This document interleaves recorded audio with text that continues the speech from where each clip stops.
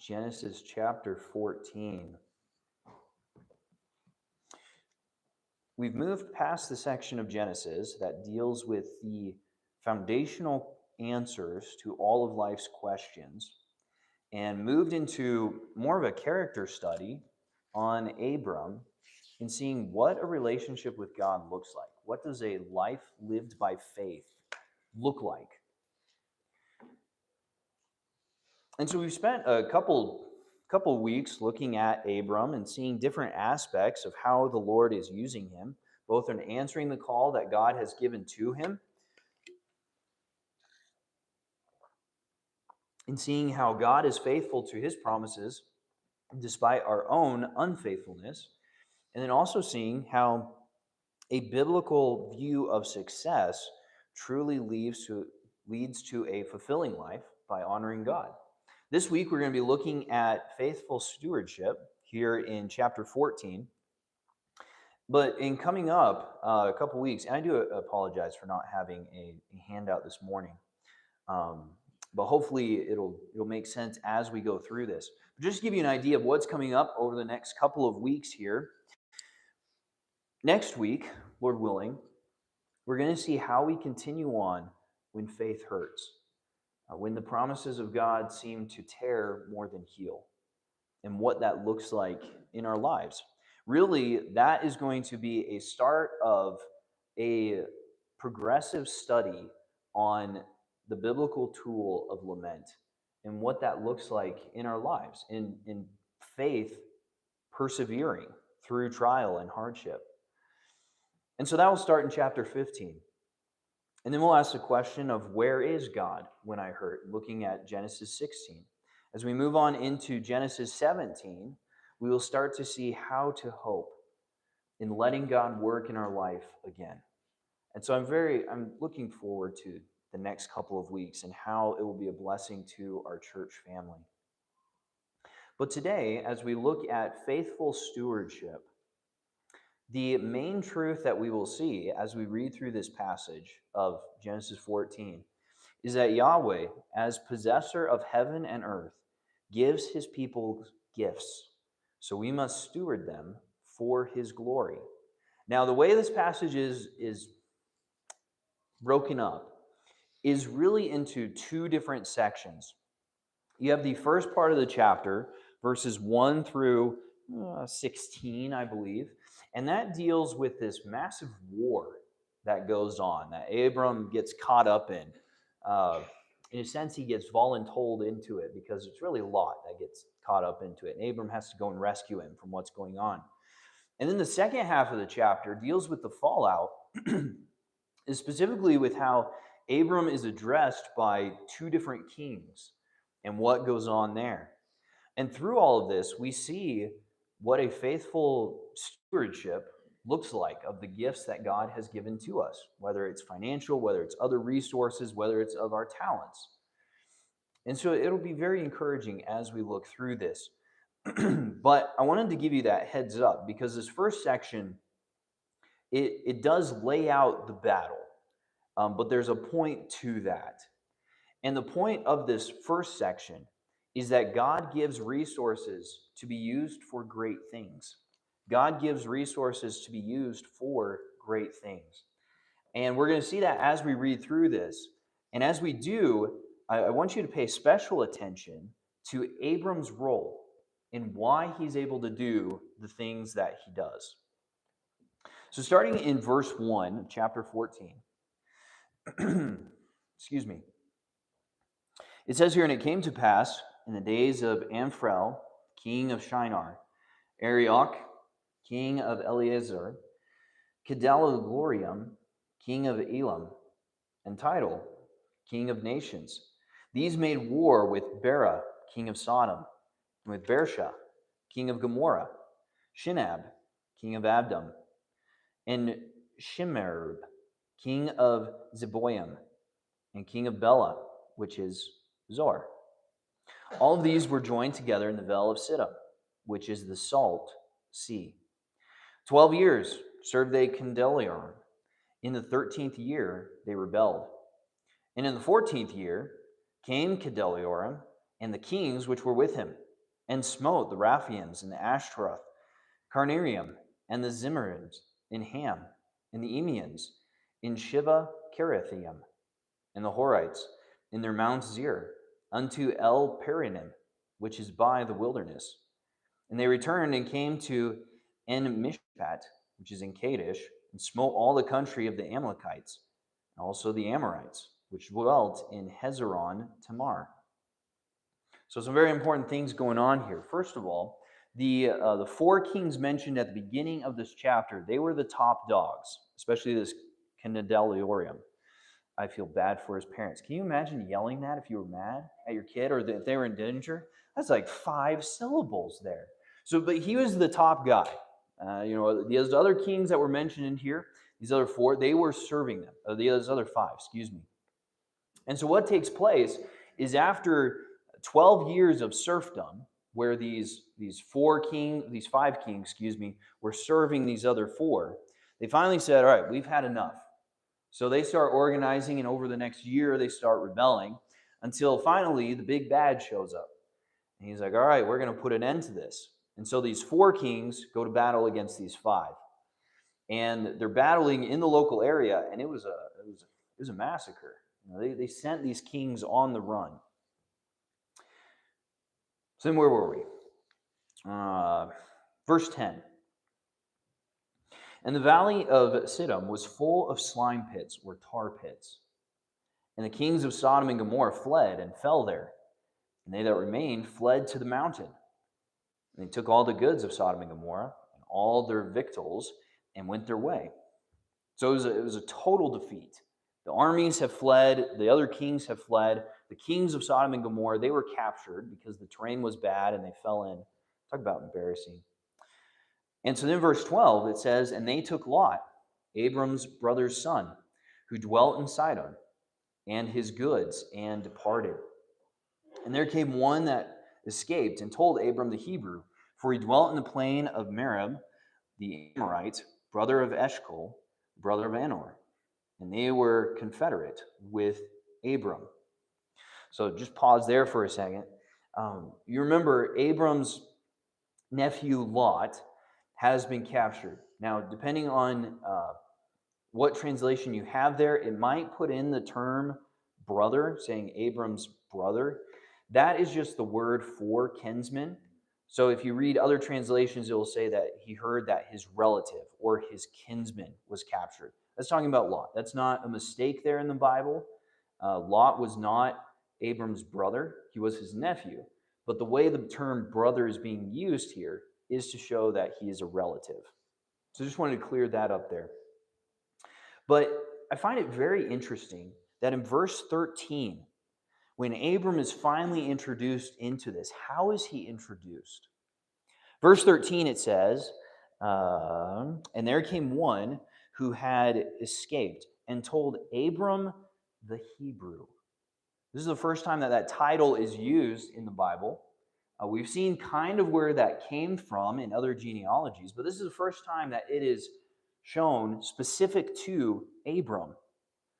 And I love that it is the first time mentioned here when Abram is getting ready to go to war. Because you think about it this way.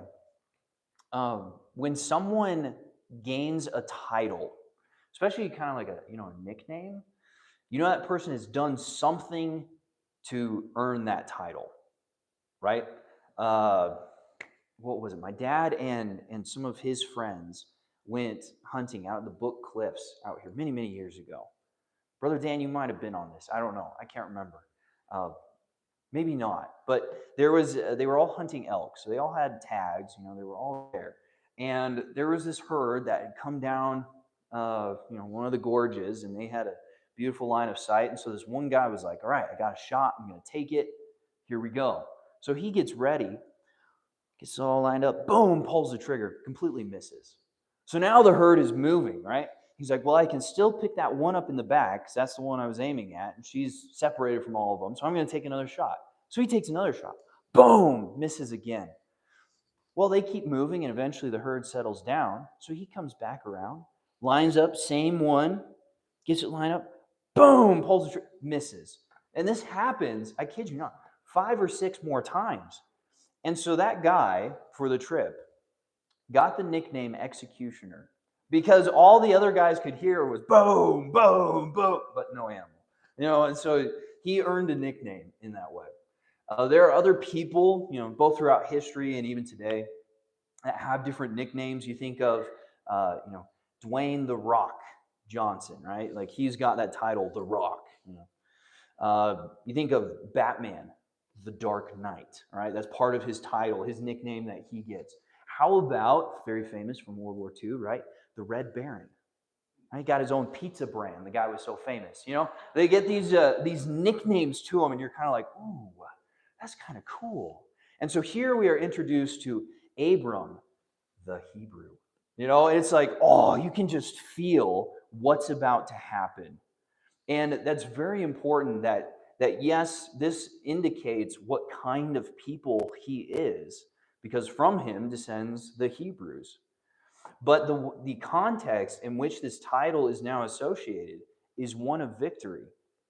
The Bible goes on to say that Abram gathers 318 of his trained men, as well as these other allies. He said that the Bible says these men were his confederates. They were along with him. And they go out and they attack these 4 kings. And they have victory. So much so that these kings are pushed back out of the territory, and all the spoils that they had gotten were recovered. All the people were recovered. The victory was so decisive that nothing was lost. And that's the first time we are introduced to Abram the Hebrew. What this shows is that God will continue to give his people victory when they respond in faith. And we see this over and over throughout the Old Testament, even into the New Testament, where we, as God's children, are called to live by faith. And then that faith is what gives us victory, specifically over the temptations and things that we face. God gives victory to his people. Why do we point all this out? And what does this have to do with stewardship? Well, think about it this way. Why was Abram able to do what he did? Why did he have these other powerful allies who were able to go with him and take on these other 4 powerful armies and gain victory? Why was he able to have 318 men who were then trained for battle that he was able to go and fight with? It was because he had tremendous resources. He was a very wealthy man at this point. Remember last time? He was so wealthy, he and Lot, that they actually had to split up. The land wasn't able to sustain them. And so because the Lord had given him tremendous resources, both financially, materially, peoply, because he has all these resources, he was able to do these things. He was able to accomplish great things for God. What I want to encourage us with is the thought that money is not evil. There is a growing, it's been here for a while. It's been in all of history for a while. But there is a growing view in our society. And if you made it to our Sunday night studies through Amos, especially when we're looking at social justice, this will sound familiar. There's a growing view that those with money, especially a lot of money, are inherently evil. So much so that if you are a person, especially in our country, that happens to have so much money, let's say $1 billion, okay? There are people who will wish you dead and would see that if you died, that would actually be a good thing, purely for the fact that you have $1 billion. That is not the biblical view of wealth, but rather wealth is a good thing, can be a good thing, that is given by God to people. So money is not evil. Being consumed by the love of money is.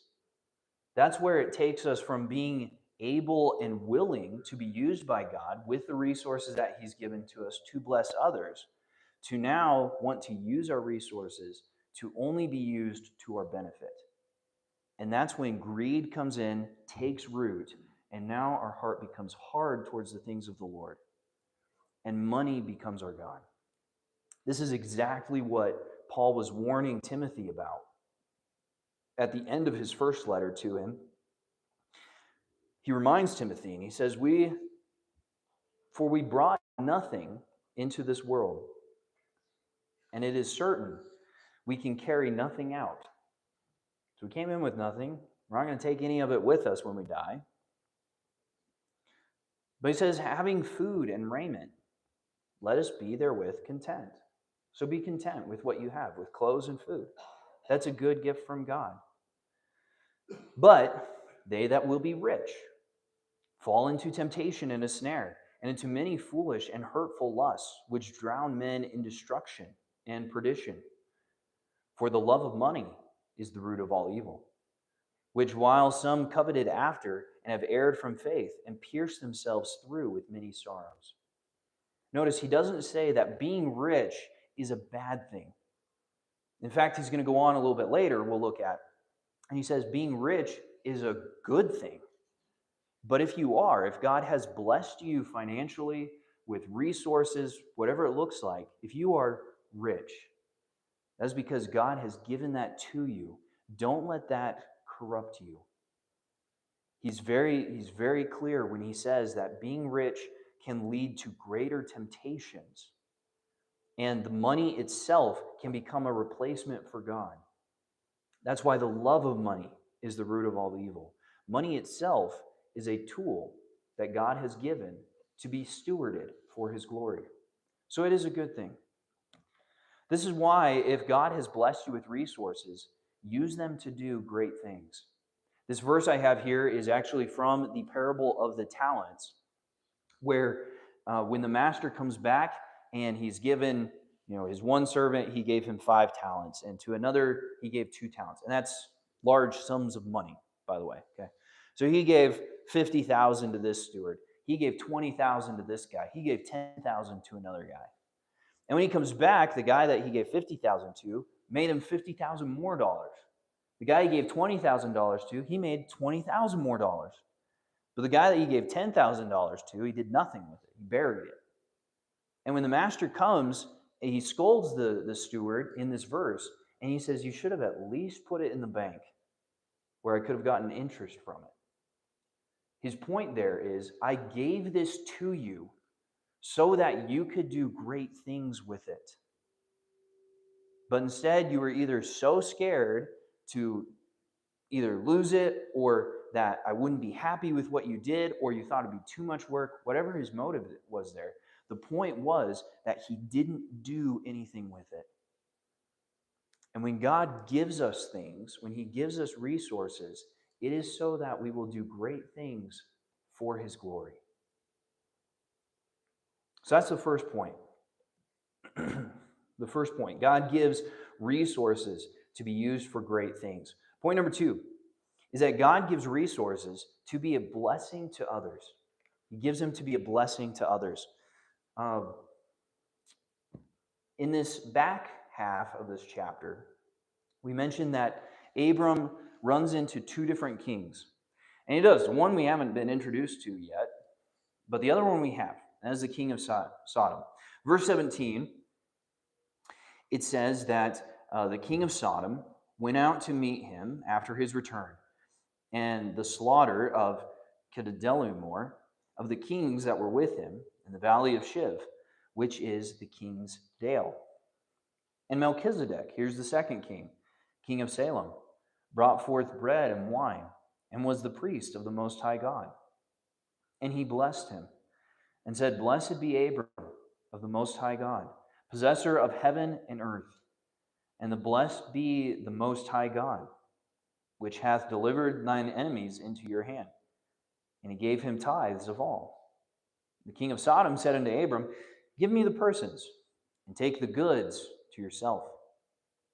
And Abram said to the king of Sodom, I have lifted up mine hand unto the Lord, the Most High God, the possessor of heaven and earth, that I will not take from the thread, even a thread, to the shalat. Well, that is, I will not take anything that is thine, lest you say, I've made Abram rich, save only that which the young men have eaten, the portion of men that went with me, Anir, Eshcol, and Miriam. Let them take their portion, those being the allies that went with him there. Very interesting interaction. These two kings that show up, and the way it is presented is chiastic. If you come to the Sunday nights, we've talked about this quite a bit, where we're introduced to the king of Sodom, and then we're introduced to the king of Salem. And the king of Salem has an interaction with Abram, and then the king of Sodom has an interaction with Abram. So there's this middle section of this king that he just kind of shows up. He wasn't involved in any of the wars. He was obviously in the area and had heard what was going on. And Melchizedek comes to bless Abram. What this first interaction shows, the interaction with Melchizedek, is that as God gives resources to be a blessing to others, we should bless others as a gift to God. When Melchizedek shows up, some very interesting things are told about him. First of all, he's the king of Salem.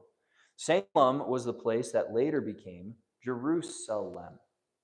Salem, Jerusalem. That was the spot that he was the king of at this point. When he came to Abraham, he brought a meal, bread and wine. He was a blessing to him. The name Melchizedek actually means king of righteousness. And that's shown in his character and how he interacts with Abram. Additionally, we also have this very interesting thing in that he's shown as a king and also a priest of Yahweh, of God the Most High.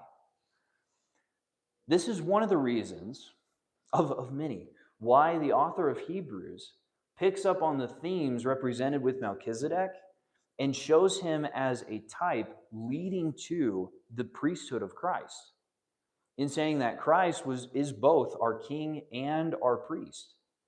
He was the one who has an eternal priesthood, unlike the priesthood of the Levites that has a beginning and an end. Melchizedek just shows up as a priest. And in the same way, Jesus Christ's priesthood will never end. We don't have to worry about that. We talked about that Wednesday night in seeing how he's not a stranger to the things we go through, but rather he's a high priest who knows and understands our afflictions, our weaknesses.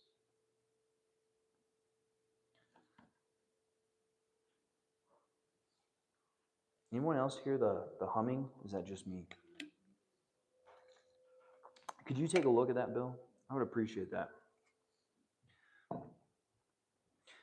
It's also interesting to me that this guy, almost out of nowhere, appears as a priest of God. He is a priest of Yahweh. This shows that God has always been working and is always working in places that many times we don't see. Because until this point, really we've been following Abram. And anywhere he goes, it's always amongst those who are pagan. They haven't heard of God. And then we come to find out that this guy is actually a priest. And so in some ways, it seems like he has a clearer, closer relationship with God than potentially even Abram. And yet Abram doesn't respond out of jealousy towards Melchizedek, but rather he accepts a blessing from him.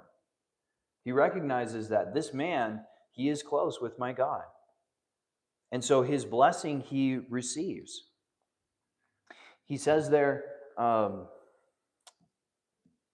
excuse me, down in verse 19, it says, and he blessed him, Melchizedek did, and he said, blessed be Abram of the Most High God, possessor of heaven and earth. Blessed be the Most High God, which has delivered thine enemies into your hand. And then it says, and he, that being Abram, gave him Melchizedek's tithes, or 10% of all. So Abram, this man with this great wealth, He's just won a decisive victory. And when this priest comes of God and he blesses him, Abram's response is to use of the resources that God has given to him to bless what God is doing. This shows that as when God is called the possessor of heaven and earth, it means that. It means God owns everything. And so what we've been given should be viewed as a gift for us to use. And so one of the ways that we then say thank you to God is by giving graciously back to him and what he is doing. That's one of the reasons why we have offerings here, is so that we as God's church can tell him thank you and express a heart of generous giving for the gifts that he has given in order to give back to God. That's part of what it looks like to bless others. The other aspect that we are shown here is that we should trust God for the increase. Trust God for the increase. So the interaction with Melchizedek is very positive. The interaction with the king of Sodom, not so much. Obviously, Abram knew about Sodom. He knew of the wickedness that was going on there. And so he also knew the character of the man ruling them, this king of Sodom. When the king comes, he says, tell you what, Abram, all I want are the people. You just give me the people back. You can take all the goods for yourself. Now, me in my fleshliness, I would view that as, you know what, maybe this is the way that God is going to continue to fulfill his promise of blessing me and allowing me to then be a blessing to the nations. I don't know. Maybe that's what you're doing, Lord. So I would have said, yeah, sure, why not? Sounds like a fair trade. I did all the work. I rescued them. You have the people. I'll keep this as my bounty. Sounds good. But Abram didn't do that. Because in Abram's case, he understood that God would bless him. And he trusted that promise. And so he knew that while this could be a way that God would do it, he didn't believe that it would be. In fact, if he had taken what the king was offering, he said, if I take this, you might say, I'm the one that made Abram rich. And Abram knew that it was God who was going to provide for him. So he says, I don't want even a thread. Instead, just let us keep what we ate. I don't know how you'd get that back, but you definitely wouldn't want it back. He says, let us keep our food, and my allies that went with me, let them have their share, but I don't want any part of it. You can have the rest back. For Abram, he wanted God's blessing more than quick earthly riches. And what this shows is that faith looks beyond the riches of the world to the grander prospects that God has in store. That was Abram's mindset. I think what this also shows is we're talking about being generous, being a steward of things. You don't have to be rich to be generous. Generosity, it can take many forms. You can be generous with your time. It might be visiting someone who's lonely. It might be sitting down and just helping someone who's not feeling well. You can be generous with your time. You can be generous with any kinds of resources, your own knowledge.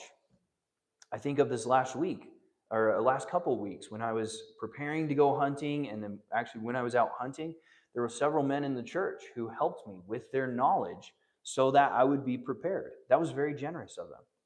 So we can be generous with our abilities.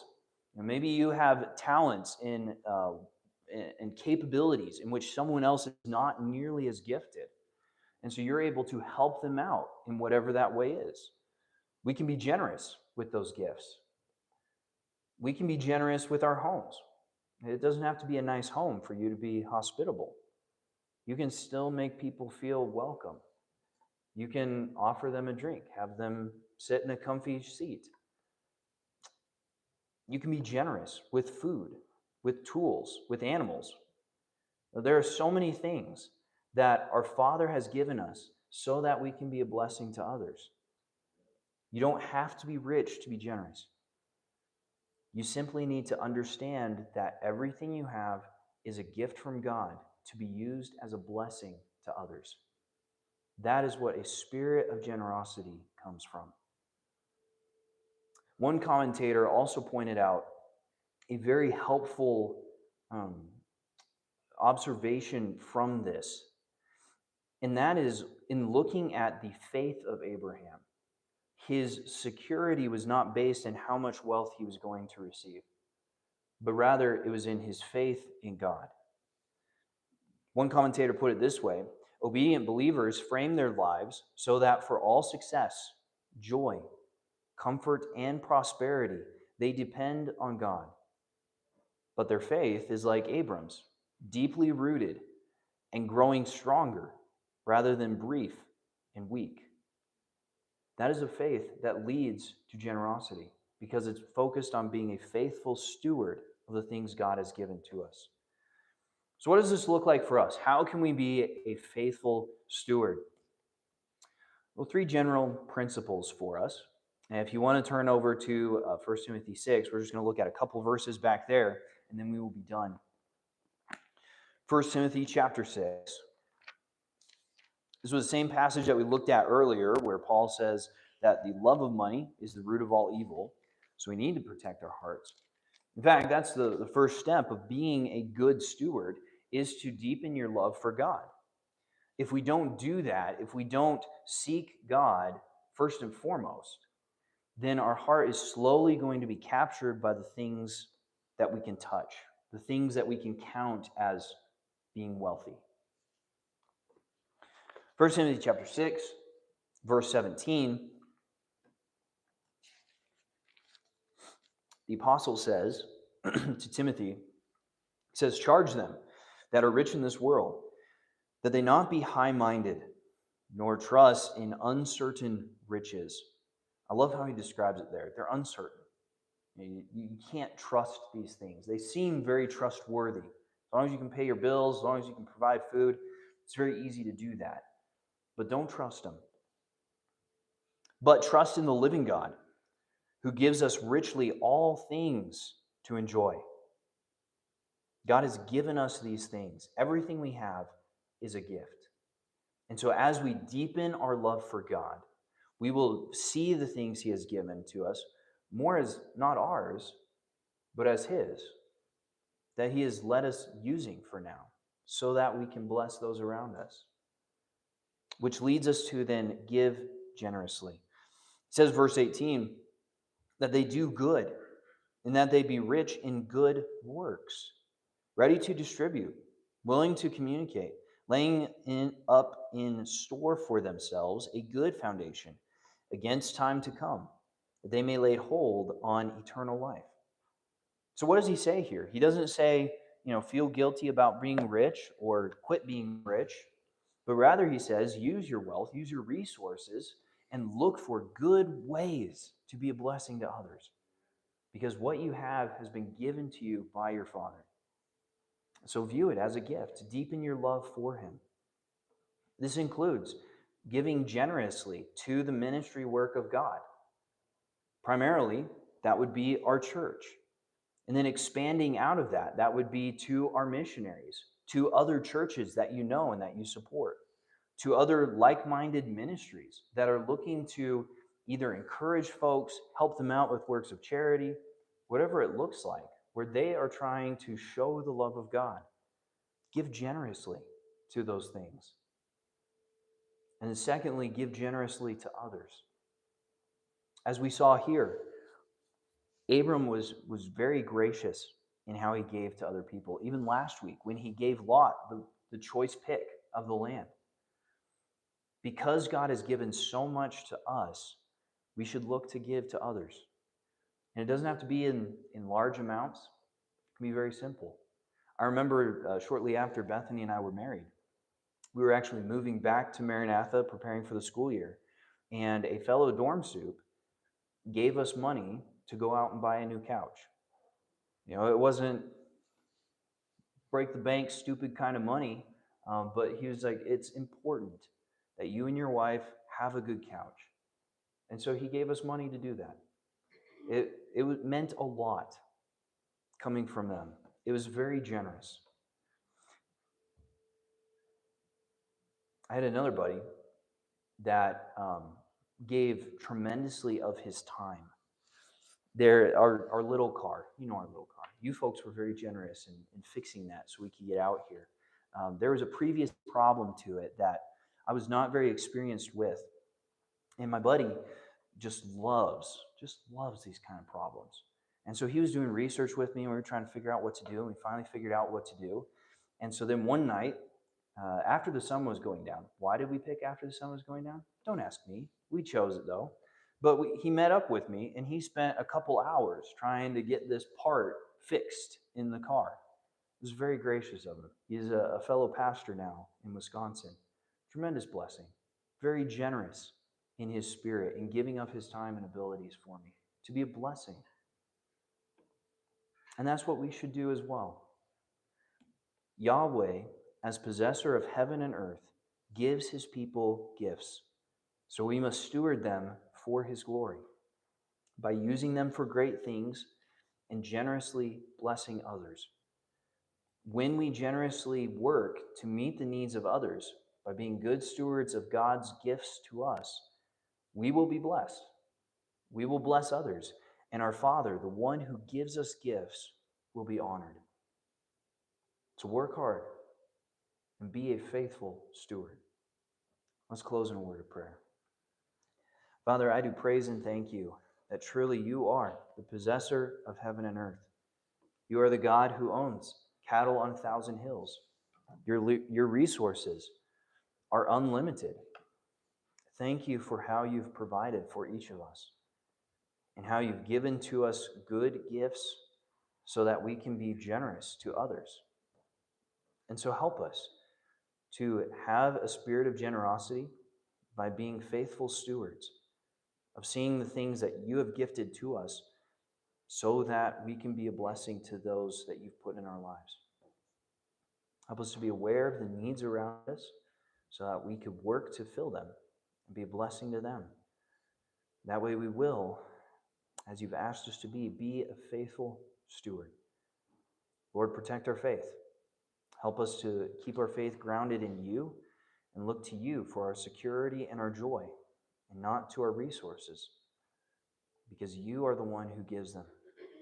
So help us to trust you and to grow in our faith this week and to be that faithful steward you've called us to be. In Jesus' name I pray. Amen.